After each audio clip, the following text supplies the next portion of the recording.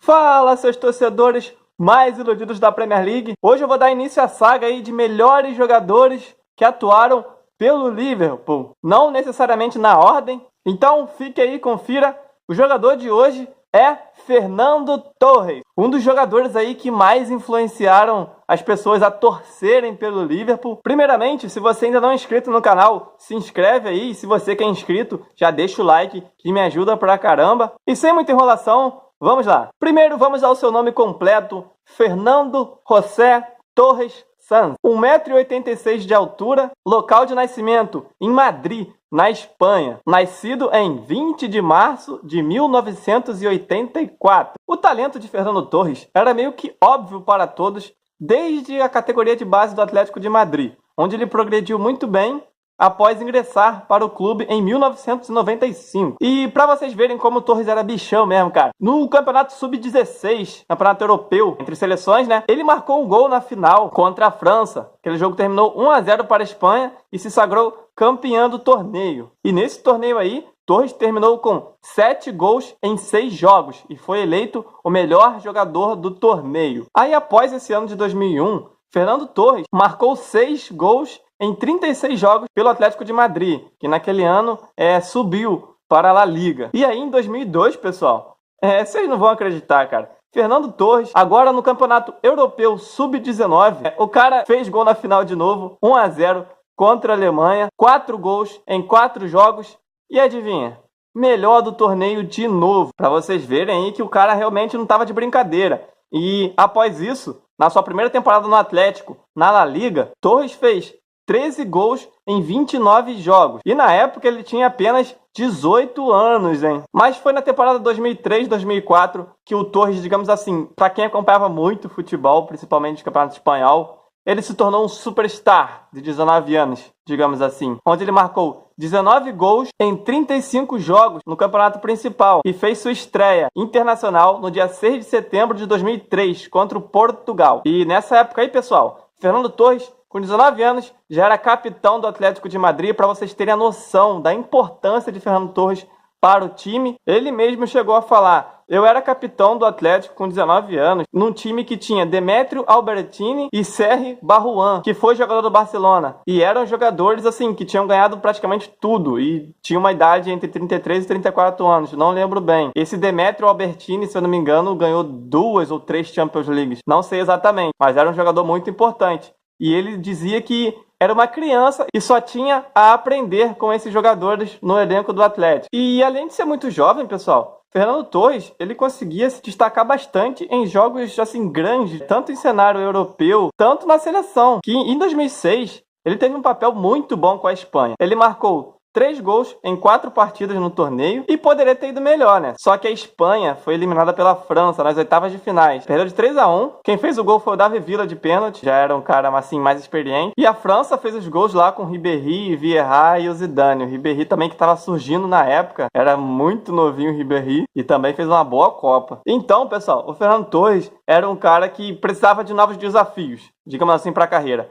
Ele era pouco pro Atlético, porque o moleque despontou em campeonato sub-16, sub-19, foi bem em Copa do Mundo. É óbvio que viria o interesse de um clube maior, não desmerecendo o Atlético, claro, que é um clube grande. Só que Torres precisava de mais do que isso. No Atlético ele teve uma média de 1 gol a cada 2,6 jogos em 244 partidas pelo clube, deixou o clube marcando 91 gols. Tanto que aí na temporada 2007-2008, o Liverpool, com os novos donos americanos e Rafael Benítez, veio forte para tentar contratar o Fernando Torres, pagou 20 milhões de libras, que naquela época, cara, 20 milhões de libras era uma coisa assim absurda, era uma coisa de louco mesmo. E na época o espanhol tinha apenas 23 anos e ele foi apresentado em Anfield no dia 4 de julho, coincidência aí com o dia da independência dos Estados Unidos. No Atlético de Madrid, o Torres tinha uma pressão assim enorme, pelo fato de ser o capitão e de ser muito jovem. Já no Liverpool, ele não era tão responsável pelo sucesso tão grande ou pela falta dele,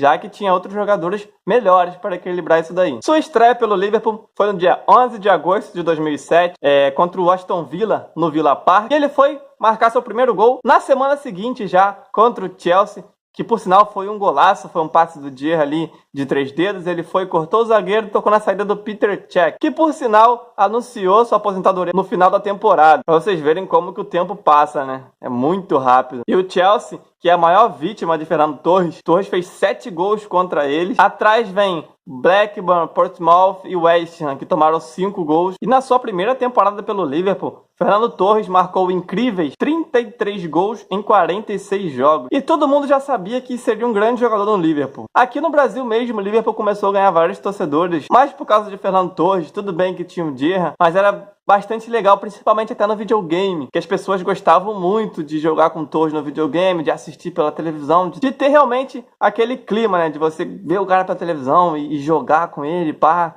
Tem muito isso. E o Liverpool ganhou bastante simpatizantes com isso. E nesse desenho aí que eu vou mostrar, é muito interessante o Fernando Torres na frente com a bola aí.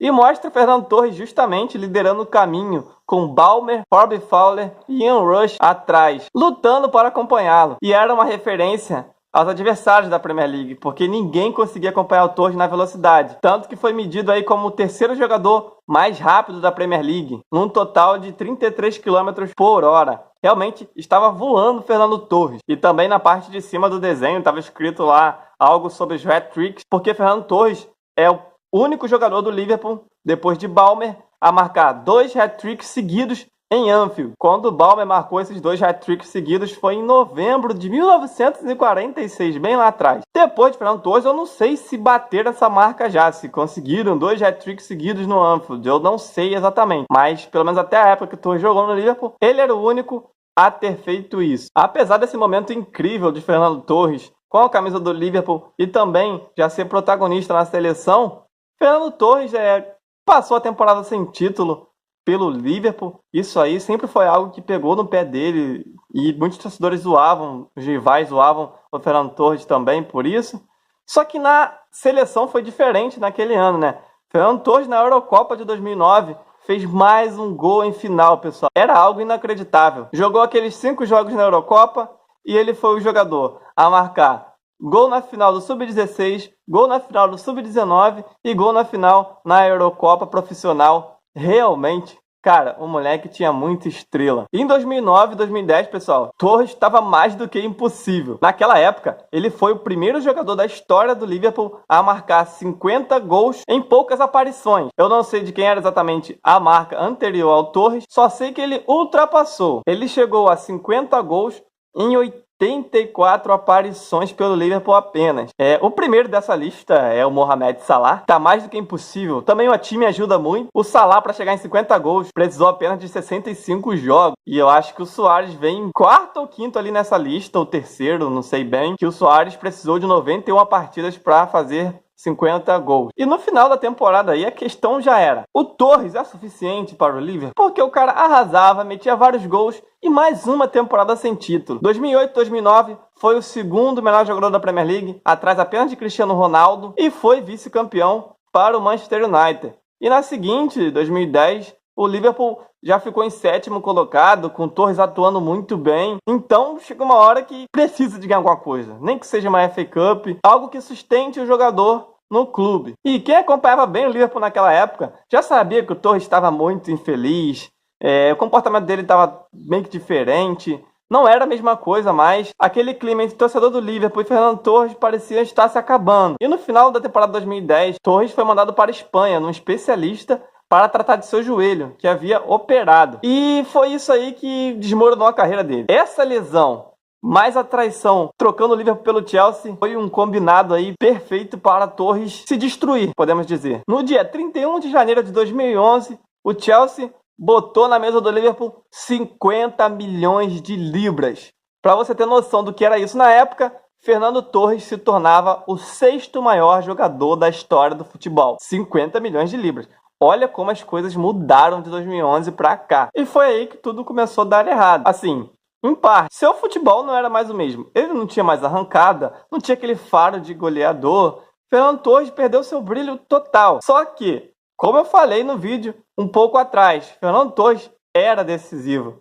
Em ocasiões difíceis, ele estava lá. Então, por mais que sua passagem no Chelsea seja apagada, ele marcou um gol que foi importante na semifinal contra o Barcelona na Champions League, que ele driblou o Valdez e fez o gol lá no contra-ataque, que o Chelsea ficou todo na defesa. Assim, digamos que foi importante. Não tô dizendo que o gol dele foi vital para a classificação, mas ele ajudou a tirar um peso nos minutos finais. E também fez o gol na final da Europa League contra o Benfica, né, pessoal? Então, querendo ou não, jogando mal ou não, ele tava lá, era importante para o time.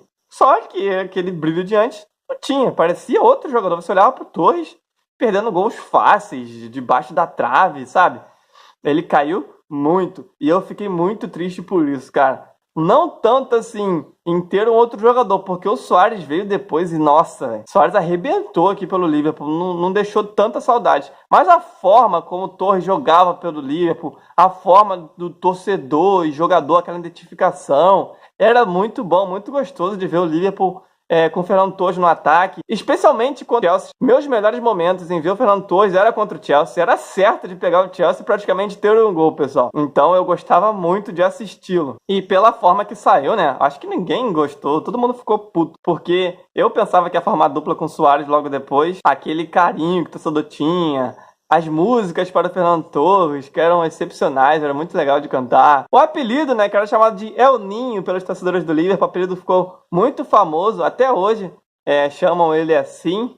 Então, da forma que foi, eu fiquei muito chateado. E também, depois de não ter dado muito certo no Chelsea, ele foi pro Milan, também foi mal. Aí voltou pro Atlético, né, onde era sua casa realmente.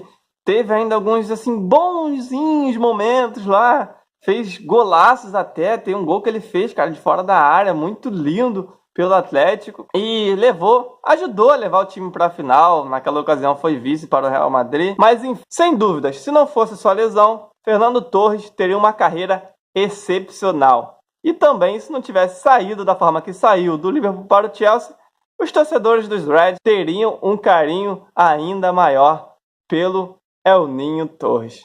Então, foi esse o vídeo de hoje. Espero que vocês tenham gostado. You never walk alone.